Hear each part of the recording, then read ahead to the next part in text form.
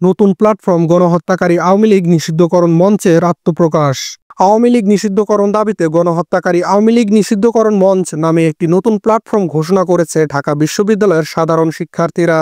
শুক্রবার 21শে মার্চ বিকেল 4টার দিকে ঢাকা বিশ্ববিদ্যালয়ের রাজু ভাস্কর্যের পাদদেশে এই প্ল্যাটফর্মটি ঘোষণা করেন ঢাকা বিশ্ববিদ্যালয়ের ইসলামিক স্টাডিজ বিভাগের শিক্ষার্থী এবি জুবায়ের। তিনি বলেন, আওয়ামী লীগকে নিষিদ্ধের দাবিতে এই প্ল্যাটফর্মটি আন্দোলন চালিয়ে যাবে। যতদিন পর্যন্ত এই সরকার আওয়ামী লীগকে নিষিদ্ধ ঘোষণা না করবে ততদিন পর্যন্ত এই প্ল্যাটফর্মটি আন্দোলন চালিয়ে যাবে। আগামীকাল শনিবার 22শে মার্চ বিকেল 5টার দিকে রাজু ভাস্কর্যের পাদদেশে আওয়ামী লীগ নিষিদ্ধ ও গণহত্যার দাবিতে এই মঞ্চের উদ্যোগে অবস্থান কর্মসূচি পালন করার ঘোষণা দেওয়া হয়। কর্মসূচি ঘোষণা করেন বিশ্ববিদ্যালয়ের বাংলা বিভাগের শিক্ষার্থী মোসাদ্দেক আলী ইবনে মোহাম্মদ। তিনি বলেন, আওয়ামী লীগ নিষিদ্ধ না হওয়া পর্যন্ত আন্দোলন চলবে। 7-8 মাস হয়ে গেল, অথচ আজকে এই সময়ে এসেও আমাদের আওয়ামী লীগ নিষিদ্ধের দাবিতে রাস্তায় নামতে হলো।